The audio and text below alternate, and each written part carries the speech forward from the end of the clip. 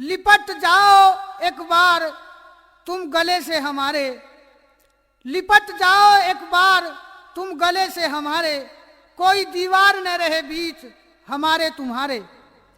लिपट जाती जरूर अगर जमाने का डर ना होता, बसा लेती मैं तुमको अगर सीने में घर होता।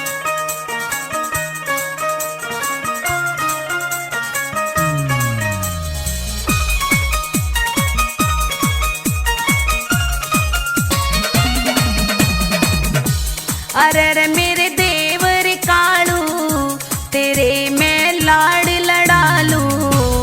अरे रे मेरे देवर कालू तेरे मैं लाड़ लड़ा लूं।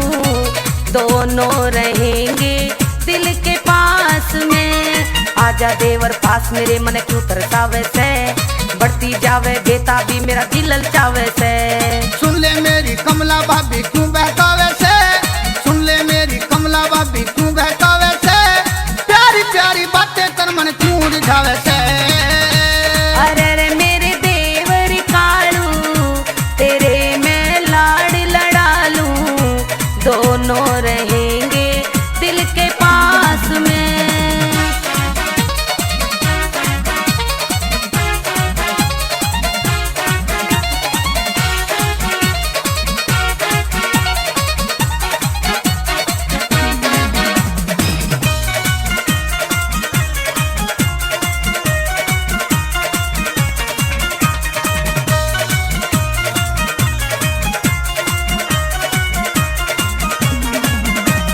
घने दिनों में आवे मेरा भाई फौज से, क्यों घबरावे देवर भाभी रहेंगे मौज। ढाला की चाट मिठाई खाइए न घेवर, सब ढाला की चाट मिठाई खाइए न घेवर।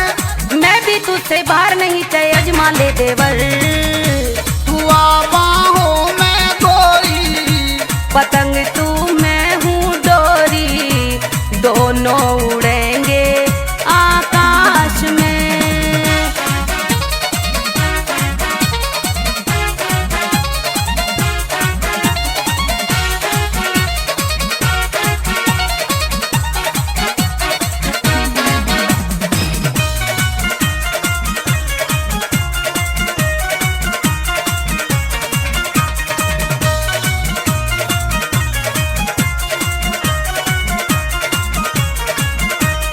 तेरी मोहब्बत भाभी दिल ने छूट छूट खावे, तेरे इश्क ने मार दई तो भी सपने में आवे। तेरे सामने भाभी ना कोई दूजी भावे, तेरे सामने भाभी ना कोई दूजी भावे। मुंह से फूल झड़े देवर जब तू गाना गावे। सतावे प्रेमी ये तेरा, बटे सुबह राम न बेरा। लिख दे कविता तेरे खास में।